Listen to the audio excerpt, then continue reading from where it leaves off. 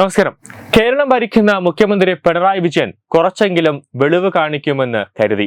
പക്ഷേ അതിന്റെ അയലത്തേക്ക് പോയിട്ടില്ല.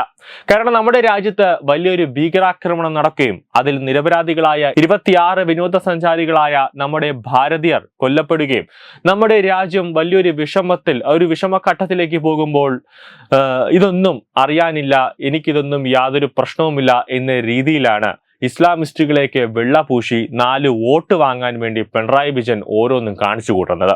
കാരണം രാജ്യം ഒരു ഭീകരാക്രമണത്തിൽ 26 നിരപരാധികളുടെ മേൽ ഇസ്ലാമിസ്റ്റ് ഭീകരവാദികൾ വെടിയുണ്ടകൾ ഇങ്ങനെ ചീറിപ്പാഞ്ഞ് അവരെ അഭിഷേകം ചെയ്തിടുമ്പോൾ ഒരു മുഖ്യമന്ത്രി എന്ന നിലയിൽ ഒരു ദുഃഖാചരണമെങ്കിലും പോട്ടെ, ഒരു ദിവസത്തെ ഒരു ദുഃഖാചരണമെങ്കിലും ആകാമായിരുന്നു.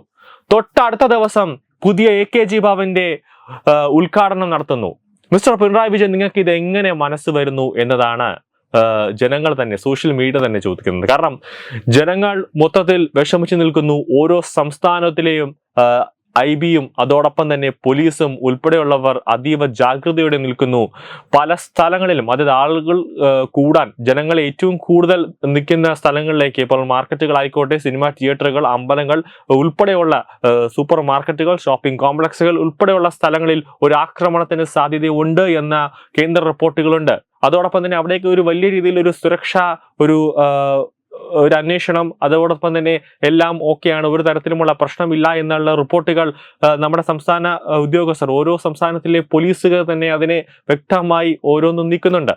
അപ്പോൾ ഇങ്ങനെയൊക്കെ വരുന്ന സമയത്ത് ഒരു മുഖ്യമന്ത്രി എന്ന നിലയിൽ ആഘോഷങ്ങളിലേക്ക് കടക്കുന്നു, മീറ്റിംഗ് കൂടുന്നു, അതായത് പാർട്ടിയുടെ സ്വകാര്യ മീറ്റിംഗ് കൂടുന്നു, അതിനുശേഷം ഗവർണർമാരെ അത്താഴ വിരുന്നിന് വേണ്ടി ക്ഷണിക്കുന്നു.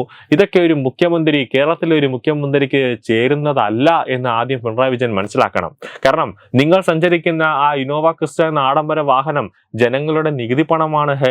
കൂടാതെ ഈ പരിവാരങ്ങളുമായിട്ട്, എസ്കോർട്ട് പരിവാരങ്ങളുമായിട്ട് ജനങ്ങളെ മണിക്കൂറോളം ട്രാഫിക് ബ്ലോക്കിൽ നിർത്തിക്കൊണ്ട് പോകുന്നത് ജനങ്ങൾ പിടിച്ചിരുത്തിയ കസേരയാണത്. അതുകൊണ്ട് നിങ്ങൾ ഈ ജനങ്ങളെ മുന്നിൽ കാണിക്കുന്ന ഈ അഹങ്കാരവും തന്റെയിടവും ധിക്കാരവും അതൊരു അടുത്തൊരു 5 വർഷം മതി അതൊന്ന് മാറ്റി പുറത്തേക്കിടാൻ. പിന്നെ നിങ്ങളൊരു മുഖ്യമന്ത്രി ആവില്ല. മാറ്റി പുറത്തേക്കിട്ട് കഴിഞ്ഞാൽ പാർട്ടിക്കുള്ളിൽ പോലും ഒരു വിലയുണ്ടാവില്ല. ഇപ്പോൾ തന്നെ മുഖ്യമന്ത്രി പിണറായി വിജയനെതിരെ പാർട്ടിയിൽ തന്നെ പടയൊരുക്കങ്ങളുണ്ട്. അതുകൊണ്ട് അത് അധികാരം പോകുന്ന സമയത്ത്, അതായത് ഇടതുപക്ഷം കേരളത്തിൽ നിന്നും എന്നേക്കുമായി പോകുന്ന സമയത്ത് മുഖ്യമന്ത്രി പിണറായി വിജയന് പോലും ഒരു വില പാർട്ടി അണികൾ തന്നെ കൽപ്പിക്കില്ല.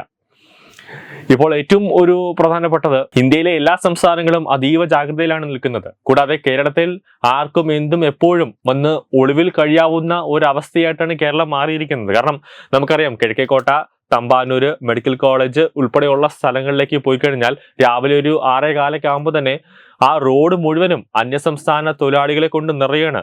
ഈ പഹൽഗാം ഭീകരാക്രമണത്തിന് ശേഷം രാവിലെ തന്നെ പോലീസ് ഉദ്യോഗസ്ഥർ ഓരോ അന്യസംസ്ഥാന തൊഴിലാളികളുടെ ആധാർ കാർഡുകൾ പരിശോധിക്കുകയാണ്. ഇവർ പാകിസ്ഥാനികളാണോ ബംഗ്ലാദേശികളാണോ എന്നുള്ളതൊക്കെ വിശദമായി പരിശോധിക്കുകയാണ്.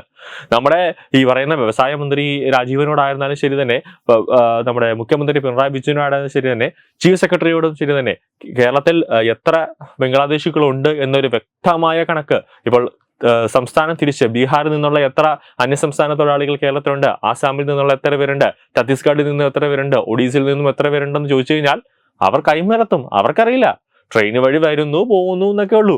പിന്നെ ഇവരാണ് ഏറ്റവും കൂടുതൽ ലഹരി പദാർത്ഥങ്ങൾ കേരളത്തിൽ കൊണ്ടുവരുന്നത്, ഇവരാണ് വലിയൊരു കൊലപാതകം ചെയ്തിട്ട് വരുന്നത്. ഇതിലൊക്കെ ഉള്ളവർക്ക് ഭീകര ആക്രമണവുമായി പങ്കുള്ളവരും ഉണ്ടാകാൻ സാധ്യതയുണ്ട്. ഇതൊന്നും നമ്മുടെ ലോ ആൻഡ് ഓർഡർ കൈകാര്യം ചെയ്യുന്നവർ ഇതൊന്നും കണ്ടില്ല എന്ന് നടിക്കുന്നു എന്നത് രാജ്യം അഭിമുഖീകരിക്കാൻ പോകുന്ന ഏറ്റവും വലിയൊരു പ്രശ്നമായി ഭാവിയിൽ മാറുമെന്നതിൽ യാതൊരു സംശയവുമില്ല. ഒരു നേട്ടവുമില്ലാതെ കാസർഗോഡ് മുതൽ തിരുവനന്തപുരം വരെ ഇപ്പോൾ 4ാം വാർഷികത്തിന്റെ ആഘോഷമാണ്. അത് തന്നെ 100ഉം 1000ഉം കോടിയാണ് പൊട്ടിച്ച്, പപ്പടം പൊട്ടിക്കുന്നത് പോലെ പൊട്ടിച്ചു കളയുന്നത്. എന്തെങ്കിലും നേട്ടമുണ്ടോ? ഇല്ല. സെക്രട്ടേറിയറ്റിൽ ആശാ വർക്കർമാര് 75-80 ദിവസങ്ങളായി അവർ സമരത്തിലാണ്. വനിതാ റാങ്ക് ഹോൾഡേഴ്സ് വാങ്ങിച്ച പോലീസിന്റെ CPO ഉദ്യോഗാർത്ഥികൾ സെക്രട്ടേറിയറ്റിൽ വന്ന് അവർ ചെയ്യാൻ പറ്റുന്ന സമരങ്ങളെല്ലാം അവർ ചെയ്തു. ഒരാള് പോലും നോക്കാൻ വന്നിട്ടില്ല. അവസാനം പാർട്ടിയിലെ CPM-ലെ നേതാക്കന്മാർ അവരെയൊക്കെ തള്ളിപ്പറയുകയാണ്. കാരണം അവരുടെയൊക്കെ മക്കൾക്ക് ഒരു പണിയുമില്ലാതെ വെറുതെ ടെസ്റ്റും ഒന്നും എഴുതാതെ, ഇന്റർവ്യൂ ഒന്നും എഴുതാതെ, പാർട്ടി റെക്കമെൻഡേഷനിൽ പാർട്ടിയുടെ ഒരൊറ്റ കത്തിൽ ഏതെങ്കിലുമൊക്കെ തലപ്പത്ത് അവർ പാർട്ടി തന്നെ നിയോഗിക്കുകയാണ്. ഇനിയിപ്പോൾ അവിടെ ഒരു സ്ഥാപനത്തിൽ ഒരു പോസ്റ്റ് ഇല്ല എന്നുണ്ടെങ്കിൽ ഒരു മേശയും കസേരയും എടുത്തിട്ടിട്ട് ഒരു പദവി അവിടെ അവർക്ക് വേണ്ടി പ്രത്യേകം ഒരു പദവി അവിടെ രൂപീകരിക്കും. അങ്ങനെയാണ് KM എബ്രഹാം ഉൾപ്പെടെയുള്ള വിരമിച്ച IAS ഉദ്യോഗസ്ഥർക്കൊക്കെ ഇപ്പോഴും കൊടുത്തുകൊണ്ടിരിക്കുന്നത്. അങ്ങനെയാണ് കോർപ്പറേഷനിലും അതോടെ തന്നെ പല CPM-ലെ പല നേതാക്കന്മാരും ഇരിക്കുന്നത്. കാരണം PK ശ്രീമതിയുടെയൊക്കെ മകനൊക്കെ അങ്ങനെയാണ് ഇരിക്കുന്നത്. ക്വാളിഫിക്കേഷൻ പോലും യോഗ്യത പോലും ഇല്ലാതെ കയറിയിരിക്കുന്ന കുറെ ആൾക്കാരുണ്ട് CPM-ൽ. നിലവിൽ രാജ്യം വിറങ്ങലിച്ച് നിൽക്കുമ്പോൾ പിണറായി വിജയൻ ഇവിടെ ആഘോഷിച്ച് തിമിർക്കുകയാണ്. രാജ്ഭവനിൽ കുടുംബസമേതം ആഴ്ചകൾക്ക് മുമ്പ് പിണറായി വിജയനും അതോടൊപ്പം തന്നെ ഭാര്യ കമല വിജയനും എത്തിയിരുന്നു. എന്തിനാണ് മുഖ്യമന്ത്രി എത്തിയത്? രാജേന്ദ്ര വിശ്വനാഥ് ആർലേക്കറെ ഡിന്നറിന് ക്ഷണിക്കാനായിരുന്നു. ഗോവ ഗവർണർ PS ശ്രീധരൻപിള്ളയും ബംഗാൾ ഗവർണർ CV ആനന്ദബോസിനെയും മുഖ്യമന്ത്രി തന്നെയാണ് നേരിട്ട് ക്ഷണിച്ചത്. ഇനിയിപ്പോ CPM സൈബർ ഹാൻഡിലുകളുണ്ടല്ലോ, അവർ പറയും മുഖ്യമന്ത്രി 2 ആഴ്ചയ്ക്ക് മുമ്പേ അല്ലെങ്കിൽ 3 ആഴ്ചയ്ക്ക് മുമ്പേ ക്ഷണിച്ചതാണെന്ന്. ആയിക്കോട്ടെ, ഒരു ആക്രമണം നടന്നു, ഒരു ഭീകരാക്രമണം നടന്നപ്പോൾ അതിന്റെ ഒരു ഇതില് ഡിന്നറൊന്നും വേണ്ട, ആഘോഷമൊന്നും വേണ്ട. അപ്പോൾ മുഖ്യമന്ത്രിയുടെ ഓഫീസിൽ നിന്നും കേരള ഗവർണറിനും പശ്ചിമ ബംഗാൾ ഗവർണറിനും പിന്നെ ശ്രീധരൻ പിള്ളയ്ക്കും ഒക്കെ ഗോവ ഗവർണറിനും ഒക്കെ ഒരു ലെറ്റർ ഡിന്നർ പഹൽഗാം ഭീകരാക്രമണവുമായി ബന്ധപ്പെട്ട് രാജ്യം അതീവ ദുഃഖത്തിലാണ്, അതുകൊണ്ട് തന്നെ ഡിന്നർ നമ്മൾ ഒഴിവാക്കുകയാണ്, അത് മറ്റൊരു ദിവസത്തേക്ക് നമുക്ക് പിന്നെ എപ്പോഴെങ്കിലും നമുക്ക് നടത്താം എന്നുള്ള ഒരു ലെറ്റർ മുഖ്യമന്ത്രിയുടെ ഓഫീസിൽ നിന്ന് കൊടുക്കുന്നതല്ലേ ഒരു മാന്യത? കേരള ഗവർണർ രാജേന്ദ്ര വിശ്വനാഥാണ് ആദ്യം ഇതിനോടകം തന്നെ നോ പറഞ്ഞത്. പിന്നാലെ മറ്റ് ഗവർണർമാരും നോ പറഞ്ഞു. കാരണം രാജ്യം വല്ലാത്തൊരു അവസ്ഥയിൽ നിൽക്കുമ്പോൾ മുഖ്യമന്ത്രി പിണറായി വിജയൻ വിരുന്നൊരുക്കുന്നത് ജനങ്ങൾക്കും സമൂഹത്തിനും ഒരു തെറ്റായ സന്ദേശം നൽകുമെന്ന് ആ ഗവർണർമാർക്കും ആ കാര്യം മനസ്സിലായി.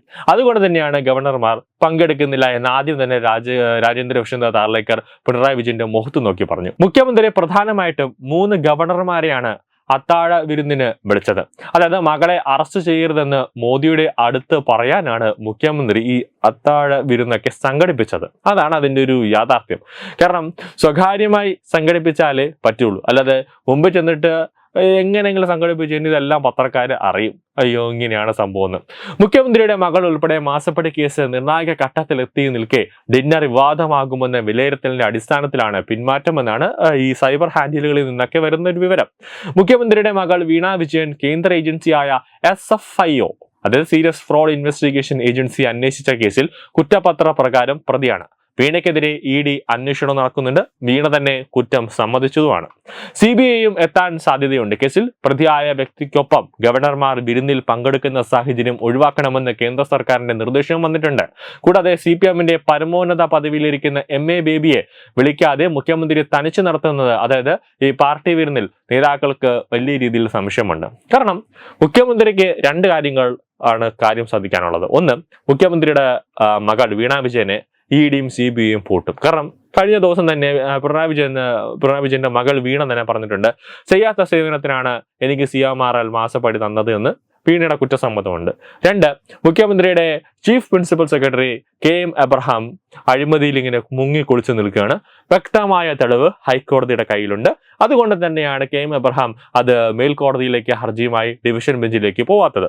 അവിടെ പോയാലും തള്ളുമെന്നത് ഉറപ്പാണ്. CBI ഇന്നലെ കേസ് എടുത്ത് FIR ഇട്ട് ഇന്നോ നാളെയോ അറസ്റ്റ് ഉൾപ്പെടെയാണ്. അപ്പോൾ ഈ 2 കാര്യങ്ങളിലും ഒരു എങ്ങനെയെങ്കിലും ഒക്കെ ഒന്ന് കേന്ദ്രത്തിലേക്ക് ഒന്ന് പ്രഷർ കൊടുത്ത് ഒരു ഒതുക്കി തരണം എന്നതാണ്, ആ ഒരു സോപ്പിടലാണ്, ഒരു സുഖിപ്പീരാണ് പിണറായി വിജയൻ ഒന്ന് കാണിച്ചത്. അതാണ് ഈ അത്താഴവിരുന്നൊക്കെ സംഘടിപ്പിക്കാനുള്ള ഒരു നീക്കം. News desk Thathamai news.